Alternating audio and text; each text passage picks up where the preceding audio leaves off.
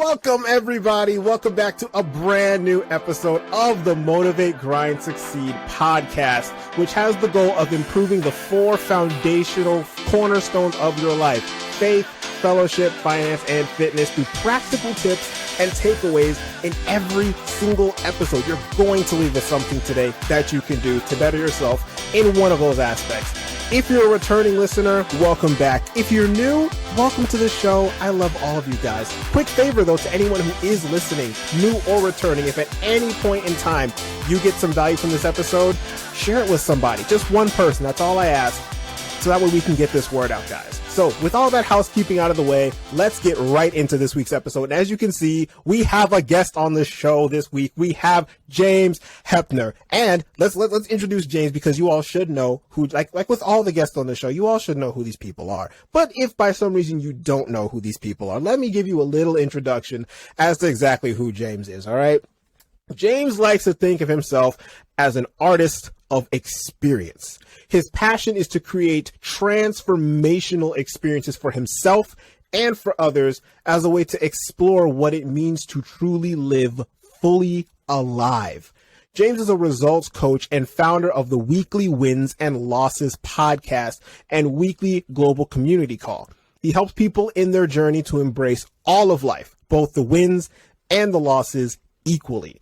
James helps you to firmly establish the mental and physical courage needed to do difficult things, while guiding you to activate your ability to leverage the good news that lies at the heart of both a win and a loss. Very important, and a loss as well.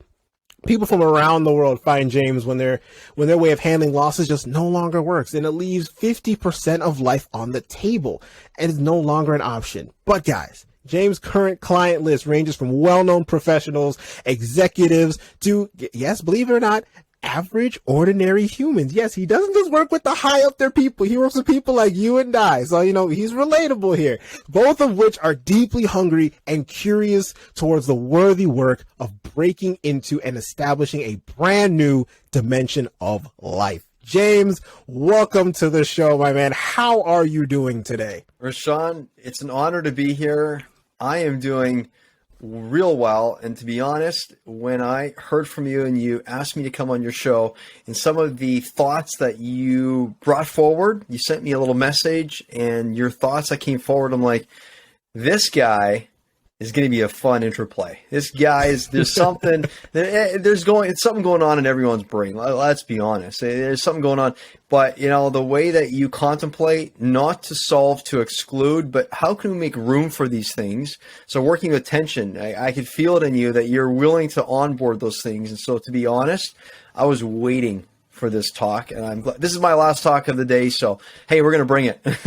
All right. We're going to go out with the bang then. Let's do it today. All right, James. So as we start off with all the guests on the show, usually, just to give us a little background into you. So how did you get to where you are today? You can start from wherever you want here. So you want to start from little James when he was just born all the way up to now, whenever you want to start. Just give us a little background on you. 'Cause I already gave a little bit, but only you can tell your background the best. So just give us a little bit of introduction to you, to yourself. What do you do, and all those kind of things, so we can get the conversation rolling a little bit. Lovely.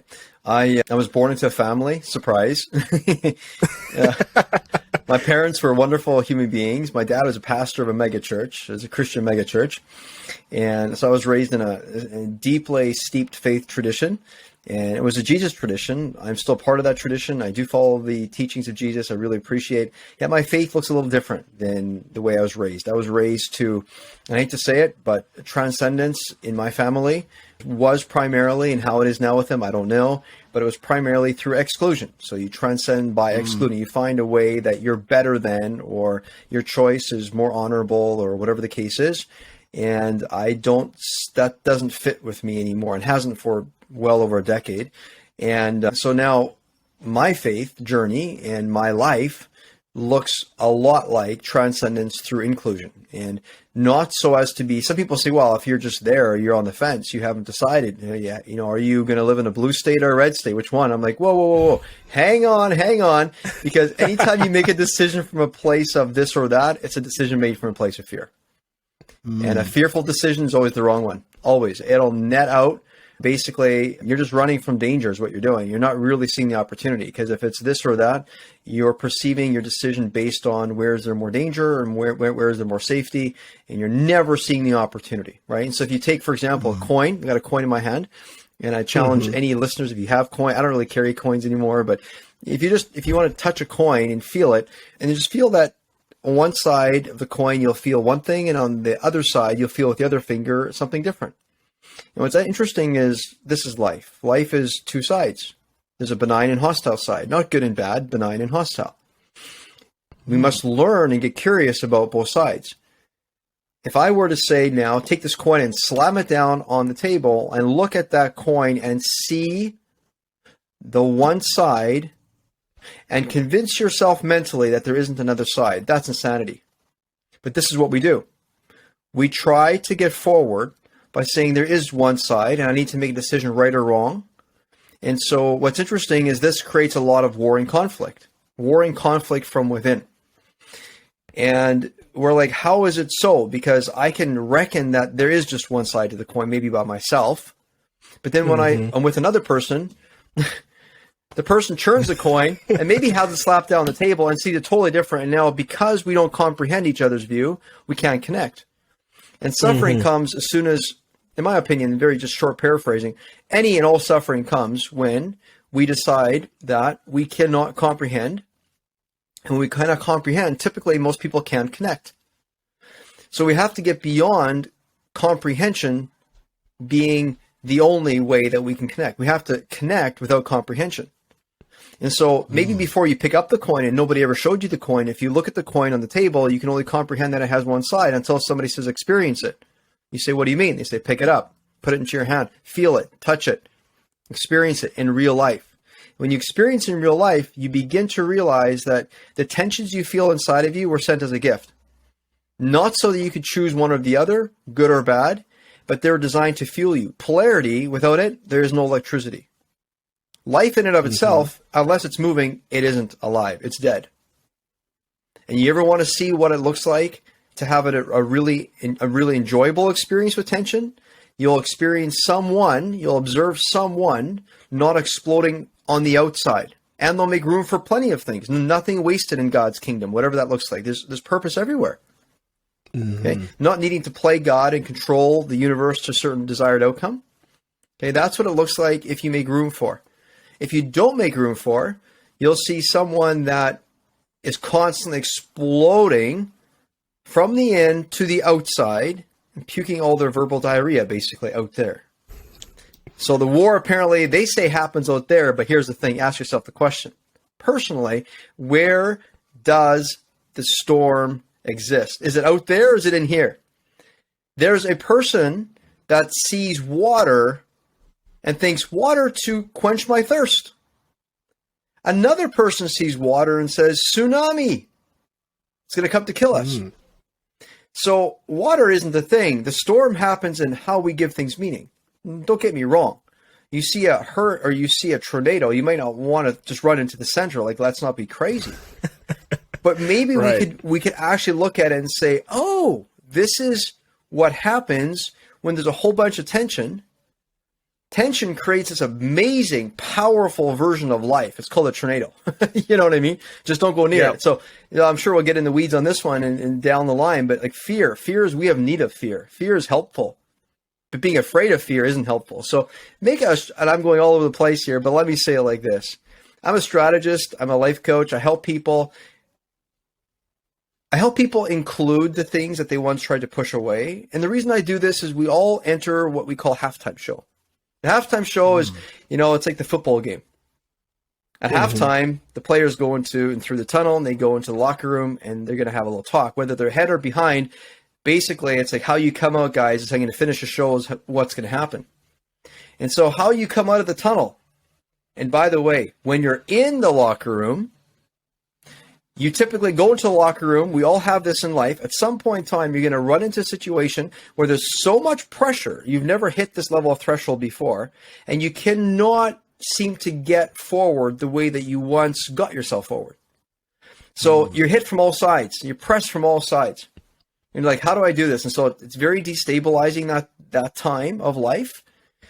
And we get to decide what we're going to do with that. Are we going to exclude those things and say, when we crush it and get beyond it, well, I got through it in spite of, which means we haven't learned a blasted thing. Because the only way you can transform is if you integrate what happened in your life. And that's not turning a negative into positive. It was never bad to begin with, so why do we need to make it positive? It was something that we can learn from. Maybe it wasn't our preference, but who is to say there isn't goodness found in things that are outside our preference? So fast forward, how you choose to come out of that tunnel after halftime show determines your life. And so the last half of your life, typically I spend most of my time with people there, people who already have gone through challenge, who realize that, you know what, just trying to see things as one side, meaning I'm just going to think that I get all of my strength through knowing. Oh, that's one dimension of living. Another dimension of living is when you get your strength from knowing and unknowing, stability and instability, security and insecurity, from fear, trying to get rid of it, to now I embrace it, because everything has fear in it. Everything has fear in it. And so if we're going to resist harmonizing with nature, nature seems to not really care. It just keeps saying, if you think that I should harmonize around you, it goes, that's funny. That's cute. How about you harmonize around me? So at the end of the day, when you come to play in the second half, you get to decide if now the things that once threatened you no longer do. Where once you were afraid of fear, now you dance with fear. Because it's in all things. So you go like, listen, it's a fuel source, I'll use it. I know love is a genuine, lasting, sustainable fuel source. I get it. The only thing is when fear shows up, not if, when it shows up. You can choose to be afraid of it. And being afraid of it says, no, only one side of the coin. I know there's two, but only one. You're wrong, I'm right. Oh, have fun. I'm a bridge builder. Not so we can just stay on the fence. It's not the idea. But it's to use the tension to wrap this up. You asked who I am. Use the tension to draw all this difference together. Difference not for indifference. Difference for the beauty and the magic of life. Eternal. Life here, eternal. Life there, whatever that is, but life amazing, abundant. James, we could talk all day. That was fantastic. Wow. I love the way you think. And then coming off of that, before I start getting into some of the questions that I had for you, what I got from that a lot was, it's all about perspective, right? It's all about how we see things in life, right? Just going back to the water example that you had, right?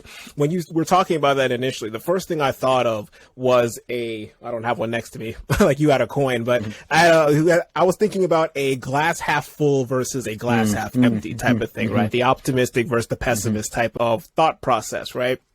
I was thinking about that and I was like, that's exactly what he's talking about here. He's talking about how are you going to see life? Except what I think now, and correct me if I'm wrong, instead of seeing the optimist pessimistic thing, we should see it more as just like, it's a glass of water. This is what it is, right? Instead of just saying like instead of just going like, okay, cool, I have a glass half full of water. This can quench my thirst. And someone else is going, it's only a half a glass. This isn't going to do much of anything. Instead, we should focus on just saying, it's a glass of water. What is it? This is a glass of water that will quench my thirst. Full stop. And just like you were saying before as well, with the situations that we have in life when they're good versus bad, they're just circumstances, right? Every circumstance, no matter how you see it or how it comes to you, always has a good and a bad to it, right? There's always, like you said, there's always two sides to the coin. There's always two different people who will see one different scenario two different ways, right? Invite more people, they'll maybe have some kind of hybrid model of whatever it is, but there's always going to be a difference into how people are seeing different circumstances and different scenarios. And so I just wanted to piggyback off your point there and just say like, yes, like that was definitely a good, and it was very, very informative and I absolutely loved it. And it was great. But I just wanted to throw my 2 cents, no pun intended, in there. So, hey, can I add something to that? Would that be okay? Can I just mention, just comment? Cool. Absolutely. Sure. Okay. It's interesting, right? I think so often in life, what ends up happening is we're trying to muscle our way towards some type of perceived finish line. And so we believe that the mind is giving us things that aren't helpful often. And so we're trying to convince ourselves that we would have a better answer. The only thing is what we have directly in front of us is what our world is, our thoughts, our emotions, that's present. And trying to flee our presence never seems to work very well. Yes, you can blame your thoughts or say perhaps it has a purpose. I don't have to get too in the weeds on it, but this is something. And I think trying to convince ourselves that we know better than what's happening. How about bringing safety? I think a man, to some degree, a human, a woman, an indestructible spirit is one that says, so to the play of, like, I think you talk about faith and different things. I think if you look at even the Jesus figure, Jesus chose to build his ego container. An ego container means you have the ability to hold more. People brought him heavy things and he carried them lightly. How so? Because there was safety. When they brought it to him, he could safely hold it and he wasn't anxious about it. He could feel their anxiety. He himself felt anxious, but he brought safety. He did the inner work to get himself, like all transformation, any breakthrough will do. Once you perceived it as dangerous and not safe, but then when you experience something in life, like either a boss fires you, your girlfriend says, I'm not marrying you, I don't know, your car breaks down, you think it's the worst thing until you realize you survived. And you're like, hey, wait a minute. It answers the survival mechanism. You're like, actually, I'm okay. So to the play on when you say cup half full, cup half empty, one of the things, and this is something, and I'll be totally honest, Trevor was my first coach many years ago, and he was one of Tony Robbins' top 5 coaches in the world, and a really nice gentleman. I really appreciated him, and I still do. He's a friend of mine. And one of the things that he brought to the surface for me is how we choose, the fuel we choose to use to show up in this world determines the opportunities we're going to see. And I'm like, yeah, okay, what else do you have to say? Then he said to me, James, which part of the cup are you serving from? Cup half empty, cup half full. And I worked with him for a while already. My life went from chaotic and messy like it is mostly and thinking it's all horrible to also I was feeling an element of peace and joy that I'd never felt before. So I'm like, oh, definitely half full. And he goes, do you think half full or do you think cup overflowing? And I said, cup overflowing. To be honest, it just seems like it's coming out. It just can't stay in here. It just comes out. Then he says to me, do you think there's another level? Not like we want to get utopic, another level, but do you think there's something other than that would have you serve from a more peaceful presence and less anxious presence? Meaning maybe less that you to do something about, maybe more like it's just a cup of water. So this is what he said to me. Consider this. And so listeners, try this. Take a cup and get a dish and put it beneath your cup. Now take water and fill the cup and just let it overflow. And watch how the basin, that dish beneath, catches the water. He said, when you begin to live, trusting that there's always enough, you begin to serve from the dish, not the cup overflowing, meaning you know that the cup will keep overflowing. You know the cup, and that's the reality of life, the truth, not fantasy play, but we talk ourselves into such crazy states that sometimes we think cup half empty. I've been there in life. I understand. But then we go, whew, finally made it to cup half full. Whew, achieved that one. Wow. Oh my goodness. Oh my God. Thank you so much. This is so incredible. And you know what the thing is? To some degree, we're still running on the same fuel, which is anxiety and just being afraid of fear. I made it here. Hope I don't go down to half full. Oh my goodness. I got to keep hustling. I got to keep striving. Here we go. And people go, hey, you seem like you're a little hypervigilant, a little anxious there, my friend. Are you okay? You're like, no, I'm just hustling, man. I feel so amazing. They're like, yes. And I know you are. And may life be great for you. Anyway, so then when the cup overflows, we're like, oh my goodness, hit the next level. And again, it's like, I hope I maintain this. I hope I do. I hope. And it's like, actually, what's the reality? The reality is, I think when we return to that which we came from, we arrived when we were born. We don't work towards some arrival date. We arrived when we were born. If we think different, I know people that I coach them, like you said, average, ordinary people, but some pretty extreme entrepreneurs, and some names, if I'd say, people probably know who they are. To be honest, if we're not careful, we're striving towards arriving. Because I asked the question, when do we arrive? And you know what? A lot of them say, well, I haven't quite arrived yet. And you know what's interesting? As soon as they arrive, the goalposts just move. That's what always happens. Man, I'm telling you. Right? And so here's the thing. So here's the thing. If we just decide, wait a minute, I've already arrived, so now our spirit goes into a place of peace. Now I get to create, meaning if I've arrived, I'm already serving from the cup overflowing. I'm serving from that place. And when you begin to trust that there's always going to be enough for you to have a generous amount to serve from. Life just changes. It just ends up being, you get to be a giver without constantly indirectly being a taker. Like, I'll share a story with you. Last year, and I got a little garden here, and so I don't mind gardening. I was raised on the farm, but to be honest, my dad never really taught me how to do farming, though I drove tractor and truck. But to be honest, he never, like, when I first planted, I'll say it this way, when I first planted the seeds in the garden here, I was really anxious about was it going to grow. And this is my experience. So last year here in Vancouver, I planted a couple of rows of carrots and cabbage and different things. And the one row of carrot was an orange carrot, the typical carrot. The other row was a purple carrot. So it was some exotic carrot. I thought, the exotic, I want to challenge myself, see if I can make this thing grow, help it grow. I watered them every day and I did all this stuff, right? And would you know the purple carrots brought decent increase, like a good harvest. The orange carrots never popped out of the ground. Really? And when I looked at the carrots, I remember thinking that was useless. I looked at the orange row. This is what I projected into that row. I said, this is horrible. I put all this effort in, and all of a sudden I couldn't help but I stood up and I started weeping. And I realized, James, that's how you react when you don't receive. You have expectation. You give, and you're grateful with the carrot here anyway, provided you get something. And I'm like, that isn't living at all. So it's like, it just brings us, and I think all of us, we can reckon, no matter how far along we are, but we have these moments where we wonder, right? We wonder, hey, listen, is there going to be enough for me? So anyway, to your play on the cup half full, half empty, just challenge you and the listeners, if you need to, take a cup, put it in a dish, do this example, and see it, and go like, what is the truth here? Am I half full? Am I half empty? Am I cup overflowing? Or do I get to serve from abundance? What actually is this? And resonate with the truth. When did you arrive? Half empty? You arrived half empty, right? When the primary language you have when you're a child is empathy. And empathy is at the core of language. Before you could speak a word, it's empathy. You could communicate everything you needed. Empathy, you had all you have need of. Anyway.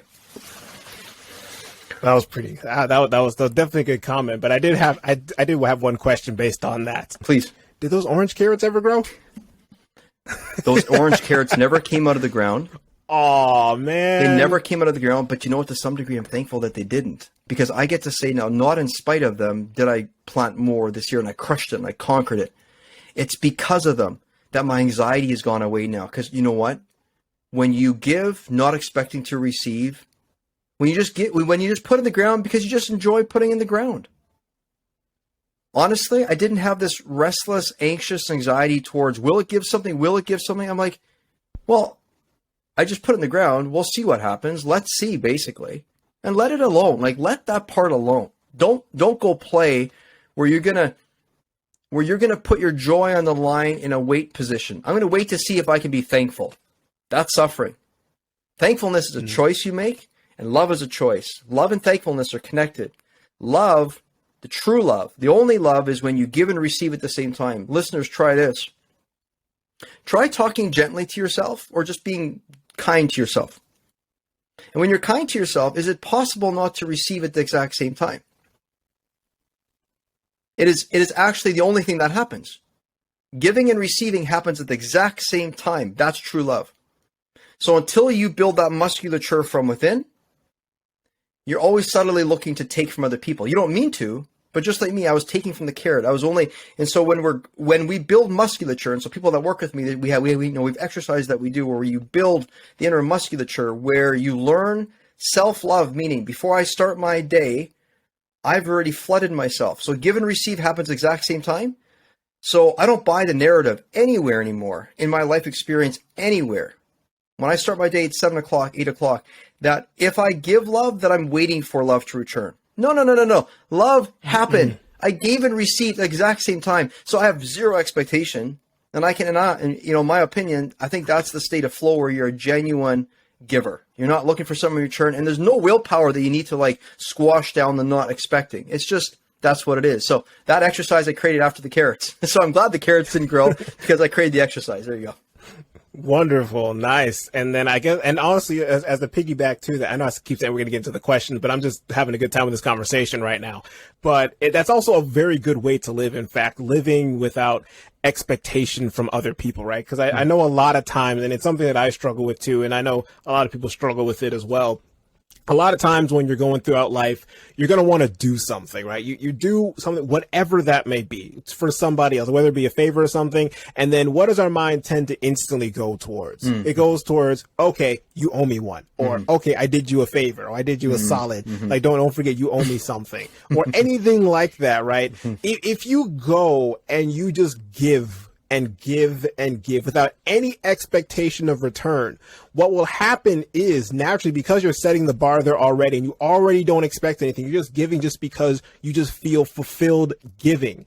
What ends up happening is that because you're already expecting nothing, you're never going to be disappointed. Right. Because what ends up happening is when you receive nothing, you already expected nothing. Right. But if someone comes back and gives you, thank you so much for helping me with this, thank you so much for helping me with that, now it just gives you like this euphoria of like, oh my gosh, I'm doing such a great thing, even though, like I said again, you were expecting nothing. And even though you did that and you get that, now it inspires you because now you're getting positive feedback, and now you want to go and do even more. And it becomes a cycle of just consistently saying, okay, I'm getting this, I'm doing something good, help more people, I get more positive feedback, even though I'm not expecting any. Exactly. And it just keeps going round and round 100%. And round. And I just wanted to bring up that point too. So that's definitely what that reminded me of. 100%. You know, I think we can choose if life is going to owe you something. If that's your belief, you're in for a world of whoop ass. It might work for a while until it doesn't, because it won't at some point.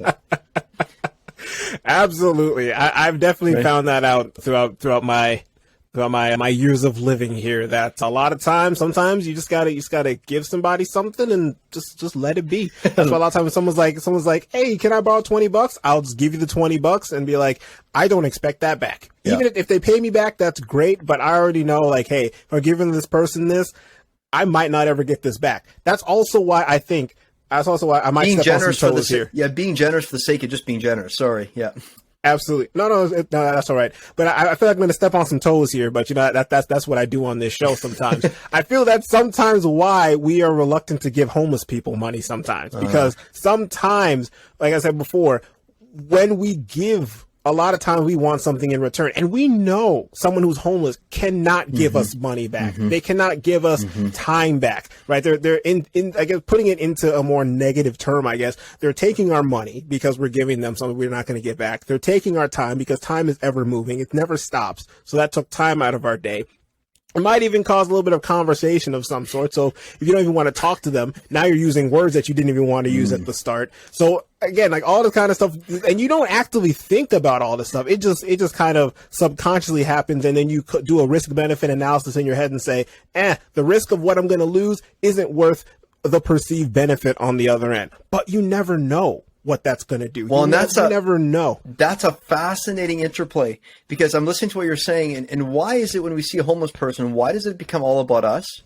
It's like, wait a minute. That's a good point. That's a good point. I never thought about that. The homeless person, why are we saying how is it going to be? I get where you're coming from, but it's funny because oftentimes we can only hear, see, or listen and comprehend when what it is it's helping us solve for our self-preservation needs. Looking at it, I'm driving a car, the person doesn't have a car and is begging, and I can clearly see that they're high as a kite, but they're struggling. You know, going to the bar isn't all horrible. Giving him another hit with $10 isn't all horrible. Maybe that will save his life. Maybe that will, like, my father-in-law is an alcoholic. I would perceive that as a problem. But for my father-in-law, it's his solution to deal with life for the moment. So maybe for the first stage, I used to only give. I was kind of shown, I guess, don't give someone money if you know it's going to go to, like, if you could smell breath or like alcohol on them or whatever. Don't. And I see it very differently now. I see it like, wait a minute. I too have things that are a solution for me. Like the human, by the way, the human cannot act incongruent with what he or she or it, whatever, thinks is a solution.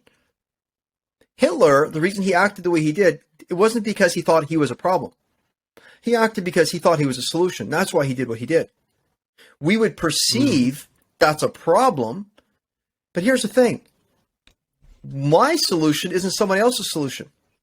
So if I'm looking at it going, you're asking me for money and you're looking for like another hit, something's going on, I have to empathize. I get to choose to empathize. Do I choose to empathize that you live different than I do and you just need to be like me and see my world from my view? That person has lived a very different life. Even if that person was a twin of mine, that person takes step in life a little different than I did, seen things a little different, perceived things different, is not the same. Absolutely. So here's the thing. We must choose to empathize with they see this as a solution. So I don't think it's beneficial for us to control them. Like, I talked to a gentleman yesterday, and he says to me, and he was the one that brought AA to British Columbia. It's a province. And he says, you know what's fascinating is people think that it doesn't work to influence without a measure of control. And he goes, it works.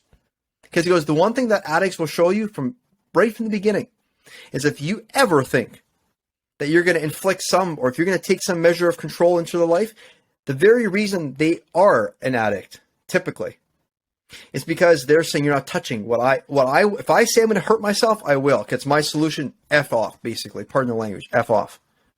You know? So at the end of the day, here's the thing. Everyone acts out of their place of solution. And if we see that as a problem for ourselves, I think we have to first ask ourselves, how could this be a solution for them? How could it be? How could it be? My father-in-law ends up he's contemplated suicide so often, never done it.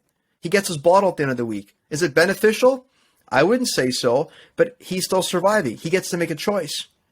So I think we got to be so hyper vigilant that we don't project that we know the answer because we got something figured out.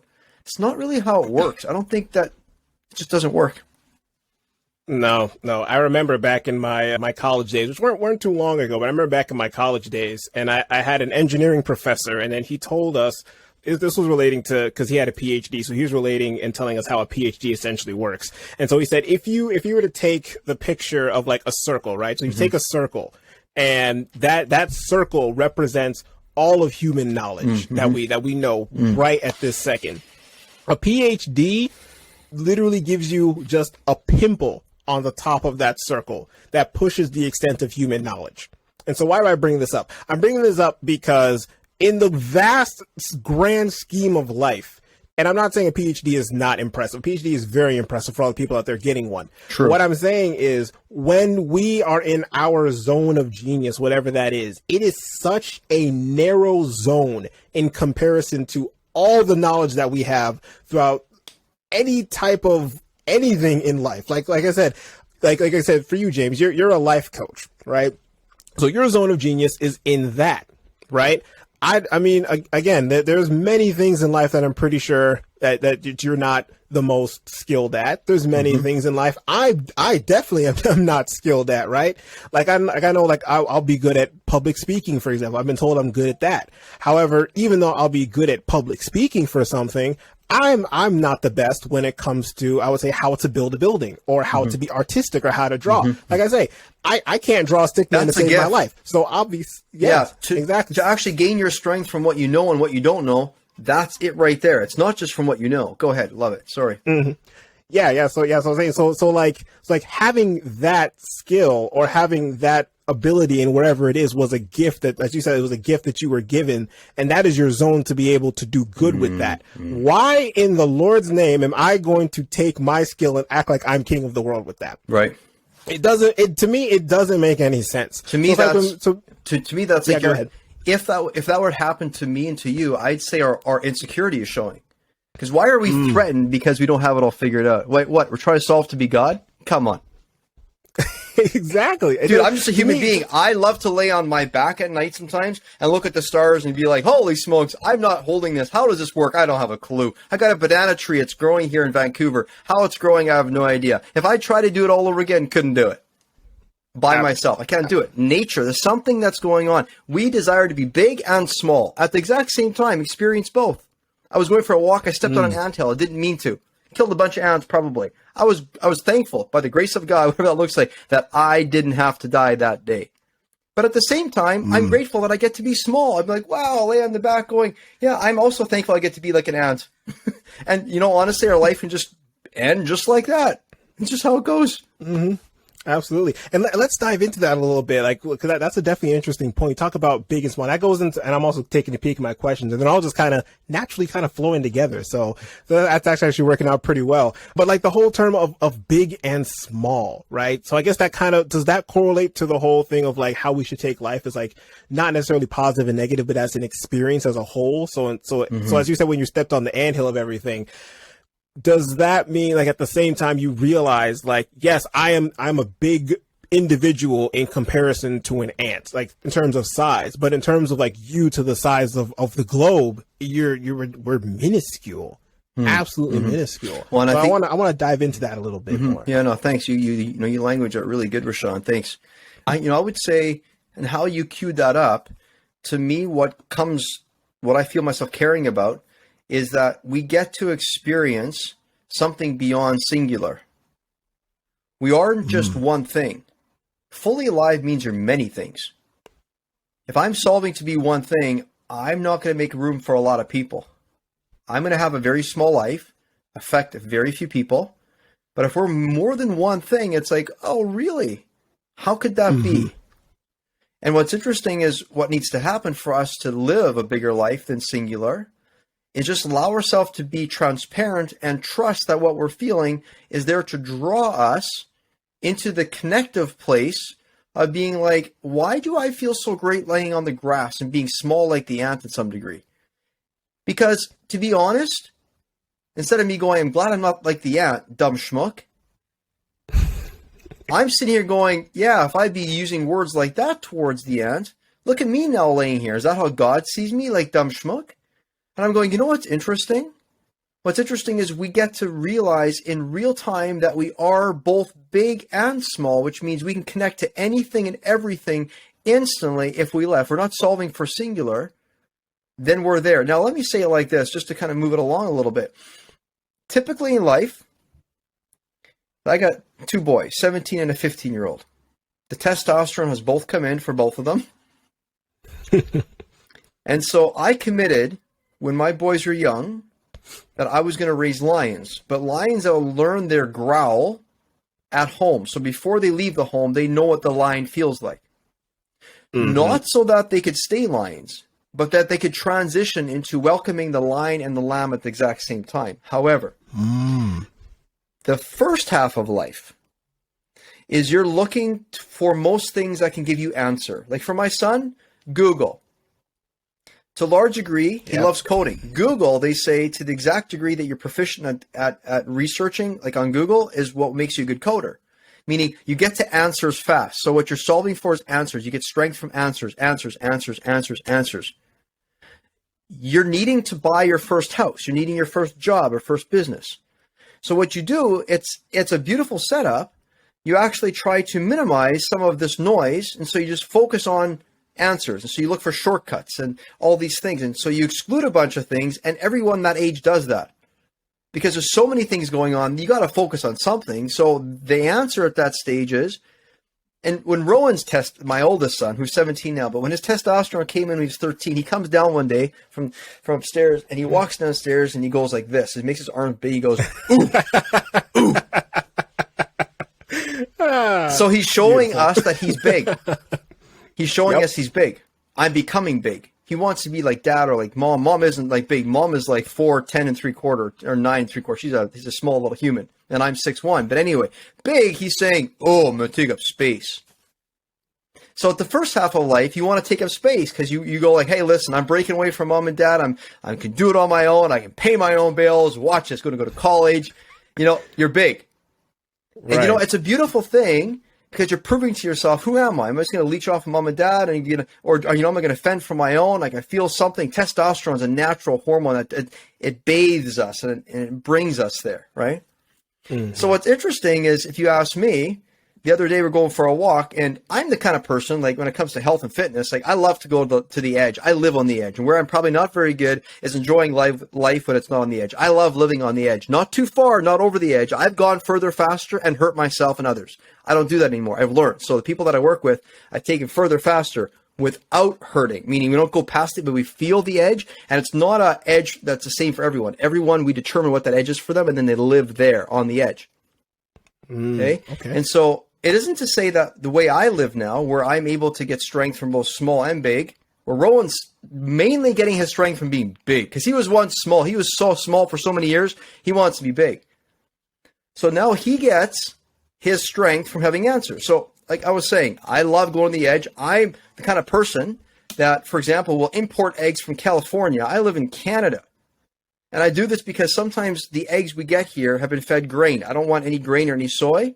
And in the winter months, they typically feed their chickens some grain here. So I import eggs from California. They arrive at the border. They give me a big hassle. But I do this because I'm committed to my health.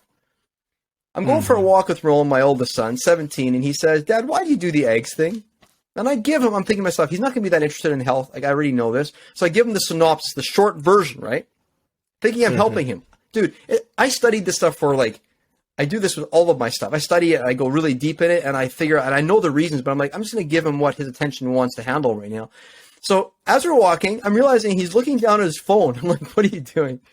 And he's typing into his phone about eggs. And he goes, Dad, did you know this is what it says? I says, oh, the precious Google. And he goes, there's no reason, there's no benefit to like eating eggs without grain. So he could come up with the answer so quickly. See, he's doing that not because he's not trying to connect with me.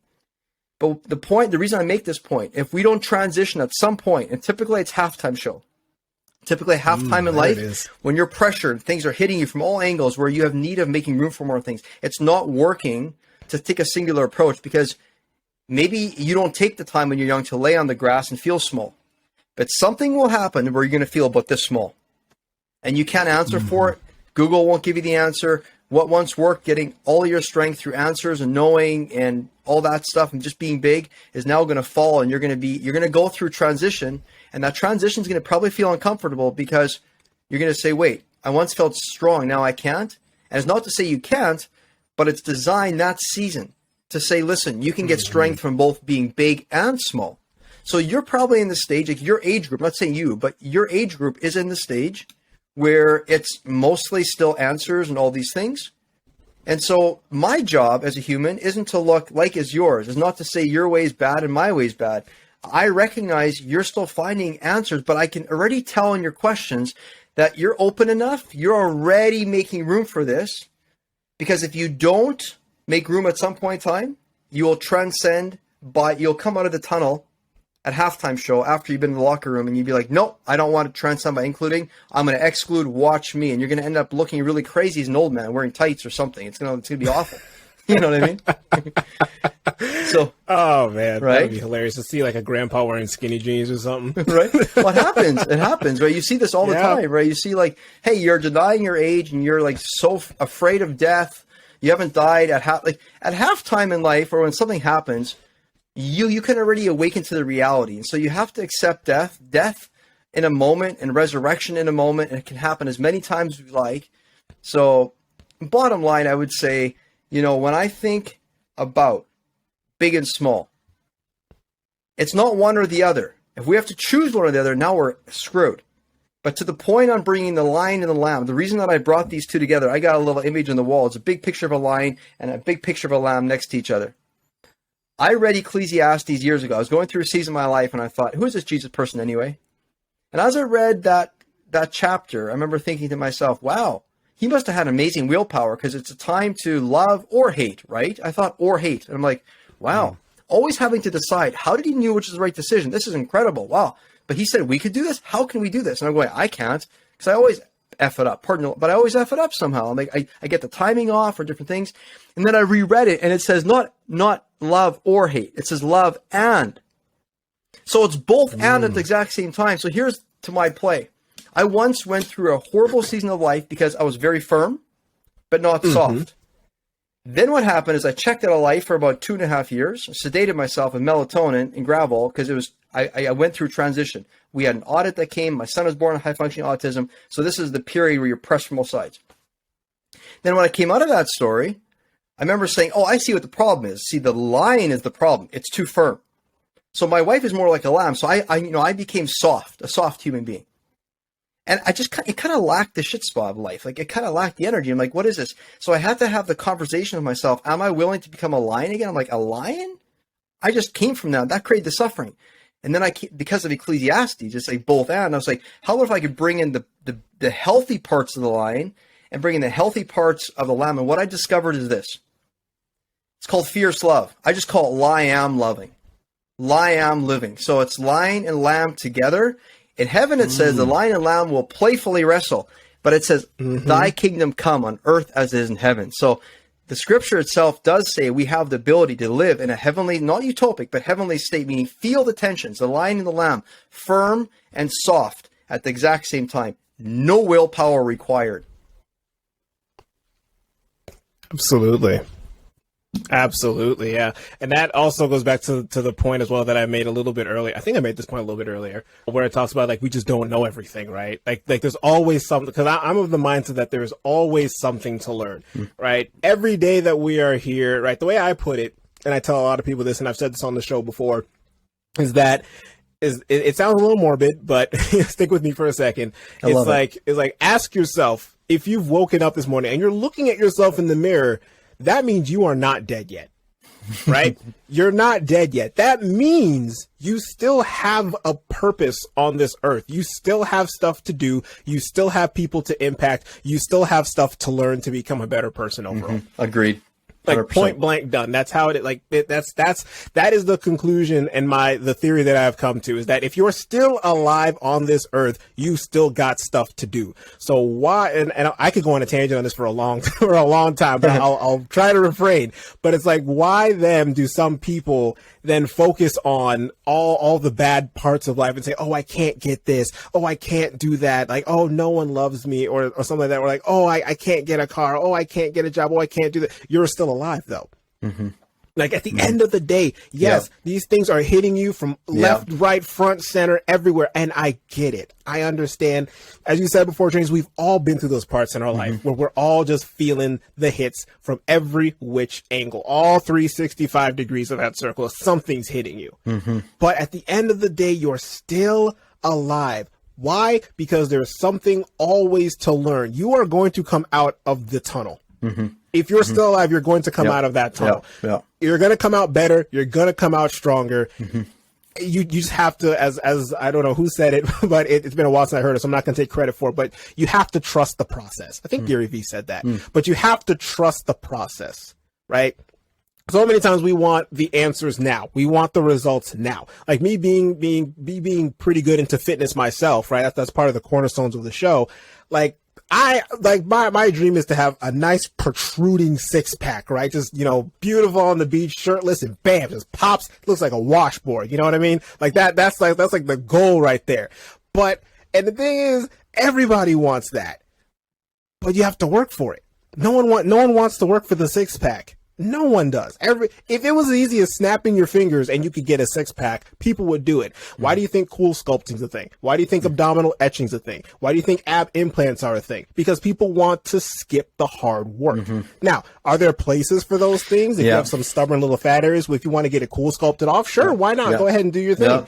But if you want to use that as a substitute and not a supplement. Let me say that one more time. If you want to use things as a substitute and not a supplement to what you're already doing, you're not going to get anywhere. If you take a shortcut in life, you're going to get cut short. That's just how it is. Lovely. You will eventually get cut short. 100%. 100,000,000%. It's so fascinating. It's a story, and I'm an amateur in the Bible, but there's a story in the Bible, King Solomon, and you know it.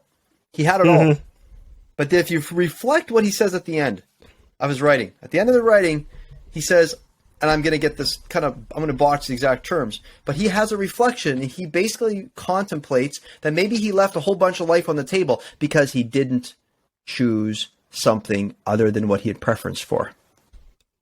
You see, we want the six pack, but we don't have preference to doing the hard work. The only thing is leaning into discomfort and hard things is how we gain self-respect. And self-confidence isn't standing in front of the mirror with your hands on your hips. Self-confidence is doing uncomfortable work that you respect. That's where you get that work. Speaking of uncomfortable work, I really enjoy taking cold showers, cold baths, but tomorrow tomorrow a cryotherapy device is arriving in my house. I'm super excited. So a full-blown cryotherapy with an elevator in it. It's arriving in my place. I got a whole bunch of biohacking gear. I've got hundreds of thousands in my lab. I love biohacking. So when it comes to health, my friend, I'm a health nut. Interesting. Just as a complete aside to that, have you ever heard of the YouTuber The Bioneer? Because I watch a lot of his video. Yeah, so he takes an approach to fitness called functional training, to where it's pretty much like you're not just strictly just lifting weights for reps or anything. You're training so that way you can actually be more functional in day-to-day life. So yes, there is lifting. So he works with calisthenics. He works with some weightlifting. He also works with, like, I think animalistic movements as well. So like walking on all fours or walking barefoot on the ground instead of like having the shoe to like come for you and everything. So I thought that was kind of interesting how you brought that up, because I watch those kind of things all the time too. You know what? And that, to be totally honest, I was raised on the farm, so everything that we did was functional muscle, and strength is actually gained best when you're out of balance. So when the human walks, even walking makes you stronger. I mean, not really weight, it's not lifting, but it makes you stronger because you're out of balance. When your one foot comes up and in the air, you're out of balance for a moment. The kangaroo walks on two legs, but the human doesn't. The human walks one leg at a time. Boom. You're always out of balance and decentered constantly. So muscle confusion, I mean, that's a little overrated the way that they talk about this. But hey, the weightlifting industry is done because it's not functional muscle anymore. The weightlifting performances back in the day, the Colosseums, whatever they had, it was so that they could do something with it. Walk backwards, handstand, up a flight of stairs. So to be totally honest, I only started really on my health. I'm 46 now. I started when I was 40. And I was 185 pounds with about 32% body weight or body fat. I dropped, well, let me first say like this. I engaged, so if you want to check out something really cool, go to www.x3bar.com. It's bands, but not any typical band, not these cheap latex. And it has a bar that pivots. I've been doing this program. It takes me 5 to 7 minutes a day. I don't need to go to the gym, throw a weight. So there's no excuses. There's no excuses. No, I take it on the plane. It's no excuse. And I do it 3 to 4 times a week. So I'm doing the math. 10 minutes max, 4 times a week, 40 minutes. When you exhaust every range of motion, it's beyond what you can do with free weights. Because free weights, if you think about it, if you got a 50-pound dumbbell in your hand and you're doing like the lower, so you start from the bottom, the weight stays the same at the bottom. So where are you going to exhaust first? Your bottom range of motion. So what you really want is you want less tension there, and you want to increase it as you go up. All that I can say is it went from 185, 35, 32% body fat, and I dropped down to 146 pounds, 6% body fat. And now I put on no way. And now I've put on in a short period of time 35 pounds of raw power performance lean muscle mass. Functional stuff. Functional. Not scar tissue, because when you go to the gym, I hate to say this, but they train you to train through your pain. That's what creates scar tissue. Scar tissue is no muscle. Scar tissue adds weight that your heart has to pull around. It's not going to help. It's bad for you. So anyway, when it comes to that, everything, just so you know, I have ozone therapy, I have cryo, I have a bone density device. It cost me $100,000 for one device, and so it's medical gear. I have a plate that makes me totally unbalanced while I do my exercise on this thing. So it's not about all that I have. All that I'll say is, for me, I really like working hard, but I like it on the farm where I became strong and I could do stuff, meaning I exhausted in every range of motion. 1, 2, 3, I'm in. I turn this on. It's like you taking a cold shower, hermesis. You turn on, and then, you turn that slight inflammation on. Your body can respond and get stronger because of it. So, inducing that level of, dude, I got a lot of respect. If you're doing that already, that's super cool. Yep, definitely. And for people who think that we're crazy doing a cold shower, well, I can't speak for James. I can speak for myself. I don't stay in the cold shower 5 or 10 minutes. Okay, I don't do that. Okay, I don't know if you do, James, but I don't. 14 I just minutes. go in. Yeah, 14. Oh boy. Okay. But what happens? Now you're. What happens actually is I can stand in there probably for an hour or two, because at roughly 8 minutes, once you break that threshold, the water actually starts feeling warm after a certain period of time. That's true. It actually happens. That's true. So That's very true. I could definitely attest to that myself, because definitely when you go in, you just gotta hold your breath, get through that first initial cold plunge, because it's uncomfortable. And I know we went off to this fitness tangent, and we're coming up on time a little bit, but I just want to say, when we talk about going through discomfort, I actually watched this YouTuber. His name is Richard Uzzi, right? And I watched him because he's around my age. You know, he's a UCLA grad, and he's doing a great job in his coaching business and everything right now. But the reason why I bring him up is because even throughout UCLA, every single morning he would take a cold shower and he would document it. Every single morning he would take a cold shower. And he would say that going through that discomfort was usually the worst part of his day. No matter how many sales calls he had to make, no matter how many, no matter what kind of subjects he had to study, no matter what, if he could get through that painful cold shower for the 5 or so minutes, however long he was in there, he was saying the rest of the day, he was set mentally because it was a piece of cake. And I have found that not only when I take my cold showers as well, is it like the exact same thing? But like, not only that, I don't need coffee in the morning, right? Because usually if I don't take the cold shower, I'm usually find myself drinking 2 cups of coffee and a cup of tea, and it's not even 10 o'clock in the morning yet. But if I take a cold shower, I may drink 1 cup of coffee, but that cold shower, I guarantee you it's going to wake you up. Before you even step in the water, you're already waking up like, okay, I'm up. I don't want to do this. I want to do this. Like, no, because then I've done that before. You leave the shower and then like 2 minutes later, you're already tired again. No, get in the shower and do it. Just go in. My recommendation is just go in head first, get your head cold first, do it. And then the rest 100%. Of your body will follow. And you know what? If you want to try something, try this. If you get in the cold shower, if you feel yourself tensing up, just ask yourself, why am I bringing so much discomfort to myself? Why am I clinching? So I challenge you to say, you know what? I'm just going to do opposite of what my body's saying it wants to do, meaning I'm in control. My body is freaking out, but I get to tell my body that we're going to get comfortable with this. Not hyperbole. You're going to feel the cold and be like, it's cold. But why is cold so dangerous? So I challenge you to just open your fist and just stand there and just put your chest back and let it hit you in the chest. Just bring it. Just like, and it's not like I'm going to, like, I'm going to slay you, bitch. It's not like this, right? Pardon the language. But it's like, just bring it to me. Just let it run on your parts and turn your back to it. And just begin. That's the worst. Right? I know, right? In your shoulder. That's where you're breathing, right? Yeah, right up there. Right up there. Because I'll get my chest first and I'll be like, okay, I'm good. Then I remember, oh, I got to turn around. Oh, no. I turn around and it's bad all over again. Yeah. It's bad all over again. So what's fascinating is I like the example you gave so much, because I think I want to just stress that though cold water is something, but cold water acts as a vehicle in your mind to help you decide what you will do when you experience uncomfortable things. It's just a vehicle. And if you can tell yourself when you wake up in the morning, I will be faced with uncomfortable things, but instead of me waiting for them to show up to see how I respond, you wake up and you say, now I am the voice. I am going to tell my body when something happens that's uncomfortable, I stay with it until the gift appears.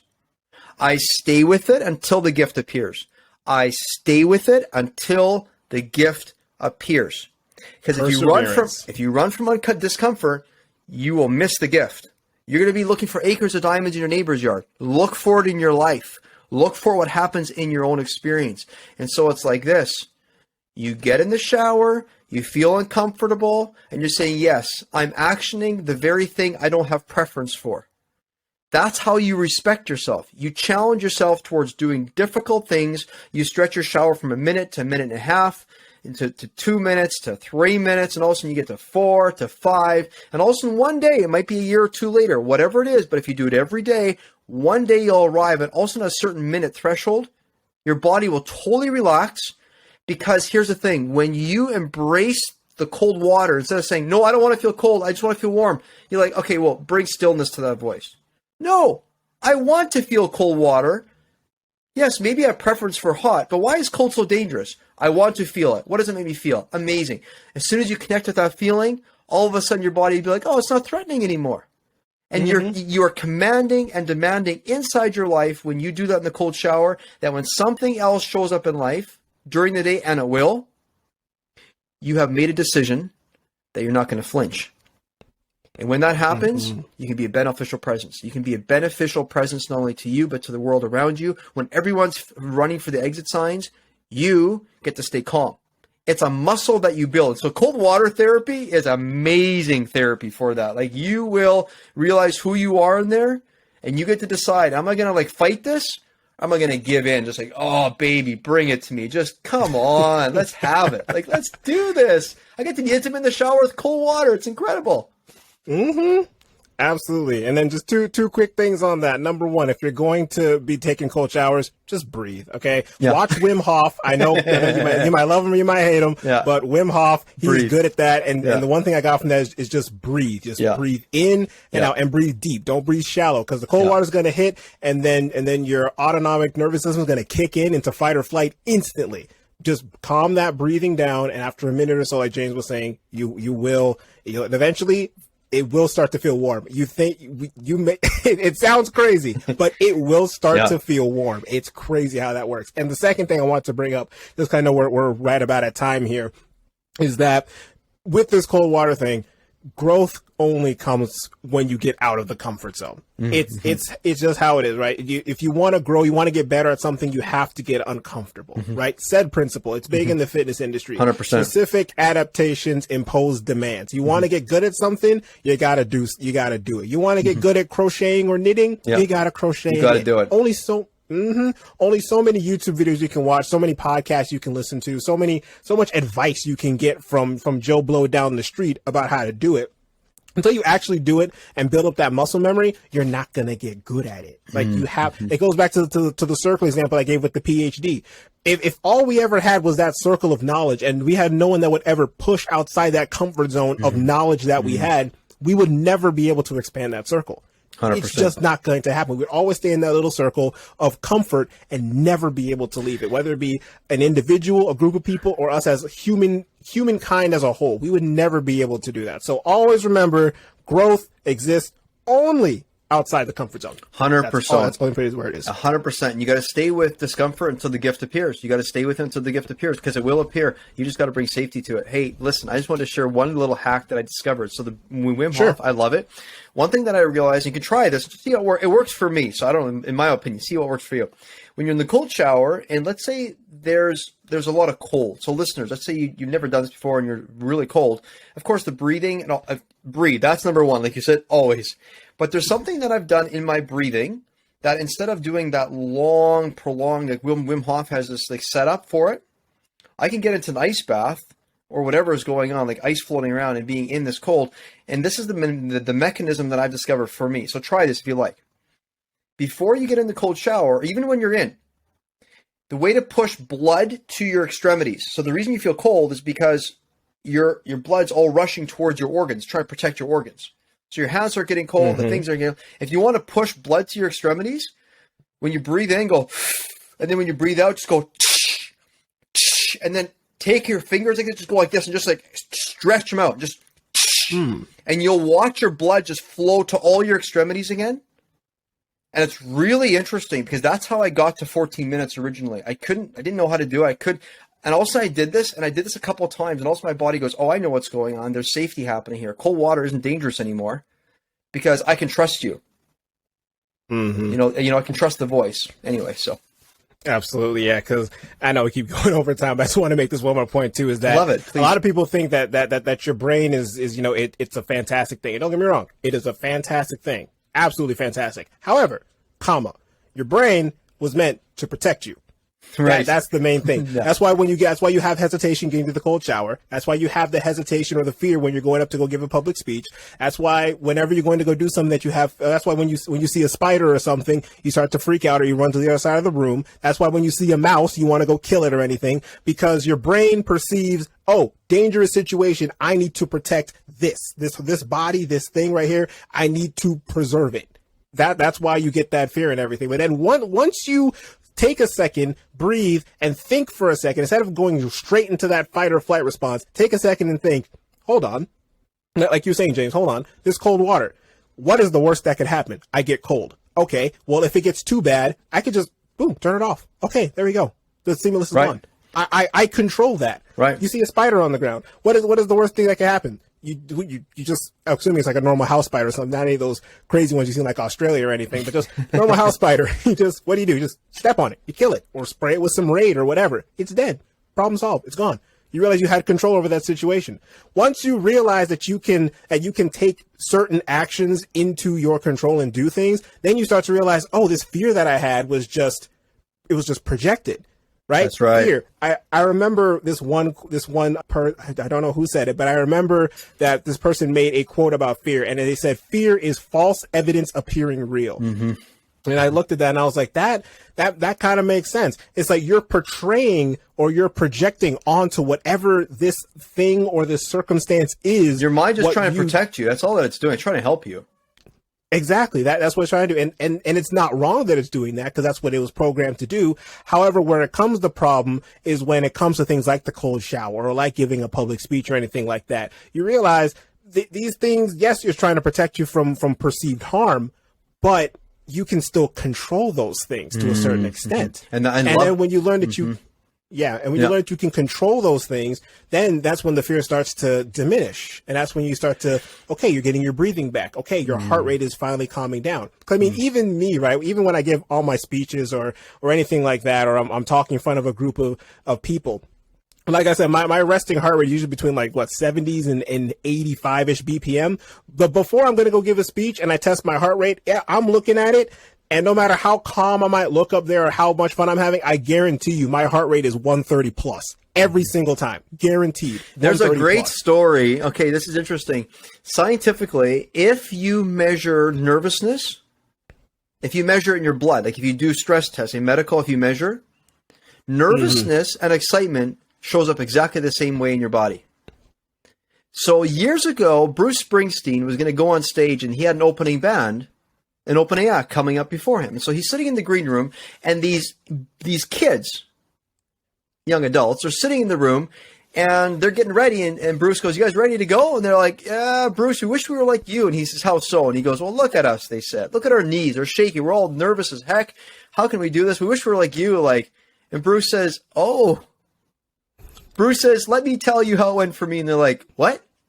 Bruce goes, "Back in the day, I thought like you did. I wish this was gone. I wish this fear, this nervousness was gone." He says, "You know what? It wouldn't go away.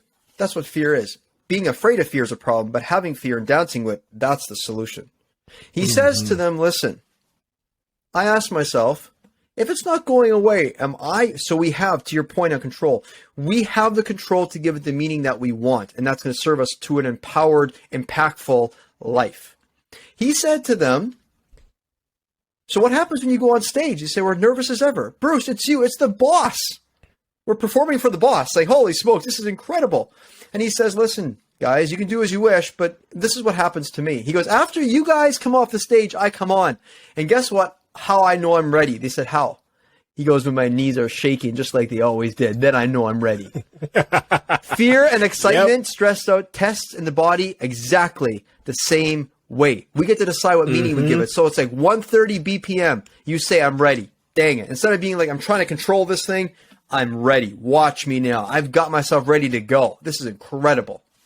Exactly. And I know every time what I usually do is that when I because I can already feel like when I know I'm about to go up and give my part, I can feel it's like an instant thump of the chest, and that's when I know I can feel like my heart's 6 feet in front of me and just going insanely fast. That's how I know okay, that means it's go time. And so that's when I get up there and I found, for me personally, and that's going to probably sound crazy, but I found that the best way for me to actually circumvent that, or well, I guess circumvent's the best word I'm looking at, but rather to lean into that fear is to just take it head on by the horns and say, "You ain't bossing me around, okay?" Because I might be scared out of my mind right now. Good job. But I'm just gonna fully lean into this. I'm gonna fully commit on everything, and in fact, I'm gonna get to the point of almost overcommitting. Because I'd rather overcommit and come off as overconfident and over this and over that, and I'm having way too much fun, rather than me looking extremely reserved and "Hi guys, my name is Rashawn." No, I'm coming on there "What's going on, guys?" That's why you see me all the time with the introduction, right? I'm getting off, because believe it or not, with every single episode, I have a slight bit of jitters. So I'm like, I hope I say this stuff right. I hope I get my point across right. That's why I come across every single time in the episode. What's going on, guys? Welcome back to another episode. Why do you think I do it with so much energy? I'm getting myself in the zone. You're getting yourself so that way when I'm doing it, exactly. And that's what I found. But it's a little bit like this. It seems to me like you've decided, and I love this talk. Thank you so much. But it seems to me you've decided that whatever is there, you're going to use it. That's power. Absolutely. You're going to say, I'm going to take control of this fear, not to squash it, but you came here for a reason. And the good news, think about faith. In the scriptures, it talks about, I've come to bring good news. Ask yourself, listeners, where in life are you not experiencing good news? And if you're not, maybe don't think about that you need to eliminate a bunch of things. Mm-hmm. Maybe you need to say, how could I utilize what's here in front of me? Because I think when the Bible says fear not, fear isn't everything. I think what it's referring to is don't be afraid of the fear. Don't fear the fear. Don't fear. That's the danger part. Absolutely. And guys, we're going to close it there. Okay. I got one more quick, because if I don't close it now, James, we're going to be going on for hours and hours. So I gotta close it out here. But however, one more question. I ask every guest this question, right? So let's say we have a listener, a wonderful, lovely listener, and this individual just woke up out of their sleep for whatever reason. I don't know why he'd be asleep for this hour and 10 minutes. This was a fantastic conversation. I don't know why he'd be asleep, but this is why I do this for you guys. You have one last chance. Okay. You just woke up. James is still here. James, what's one piece of advice that you would give to these listeners that you allow them to just walk away from this episode with? Just one piece of advice that if they heard nothing else, they absolutely retained absolutely nothing for whatever reason. I ain't judging, but for whatever reason you didn't retain anything. What's one piece of advice that you would love to leave the listeners with that they can go act upon once they finish this episode? 7 quick words.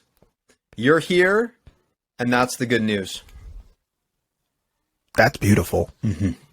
Absolutely beautiful, succinct, to the point, and it goes along. And I love it. I don't want to steal your thunder here, but it goes along with what I said, that if you have a purpose, if you're here, guys, you absolutely have a purpose.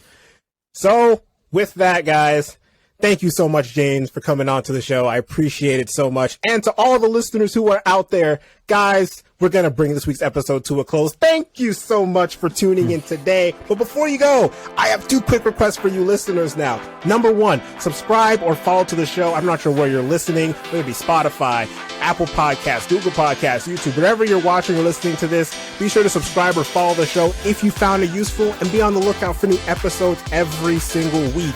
And number 2, follow me on social media. All the socials will be in this episode's description. And yes, it's me on the social media, okay? I don't have a person helping me out. This is me answering you all. If you comment on the post, I'll respond. Whatever you want to do, make sure to go on those and do that. Take care of yourselves, and I will see you all next time.